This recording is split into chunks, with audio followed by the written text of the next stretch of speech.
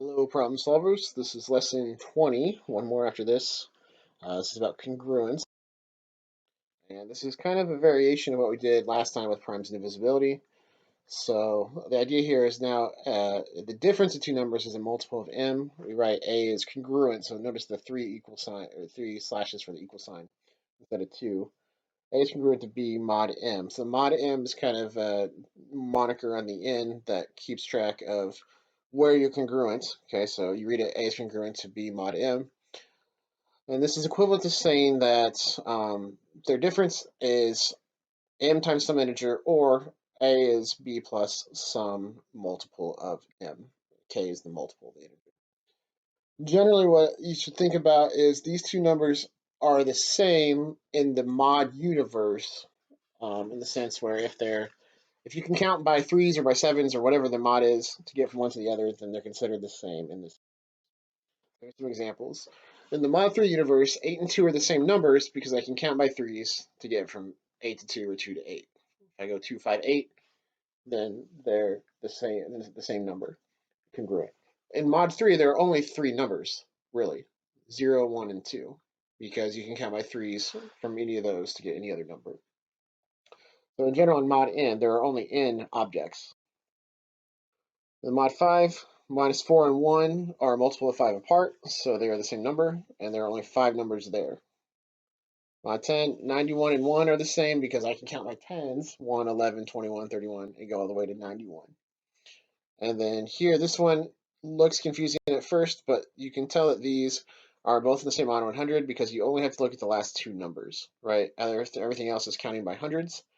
And so the 84 on the end tells you that, hey, mod 100, these are the same guys.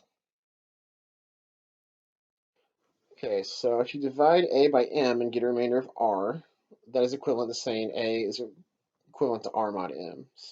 So like I said before, there are only m different integers mod m. Another term that is used is the residue for the r.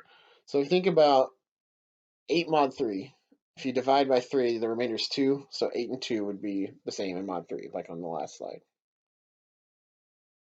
Okay, the weird thing about mod arithmetic is that you can do addition and multiplication like you want to, like you expect to, and it stays true as long as you stay in the mod universe.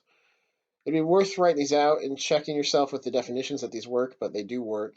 So this gives you a lot of crazy shortcuts. So I can add two things or multiply two things that are equal mod m, and then the product or the sum is a.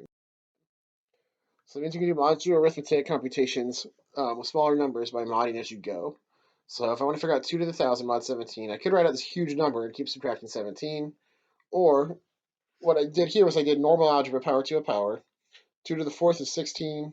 That's a negative 1. In mod 17, those are equal. And then minus 1 to an even power is 1. Okay, so divisibility rules, you learned a lot of these when you were a kid, but these are relevant here. If a number is written in base 10, then it's congruent to the sum of its digits mod 9 or mod 3. That's the divisibility rules for 9 and 3. If it's written in base 10, then it's congruent mod 11 to the units digit minus the tens digit plus the hundreds digit minus the thousands digit. You should try that out with numbers that are congruent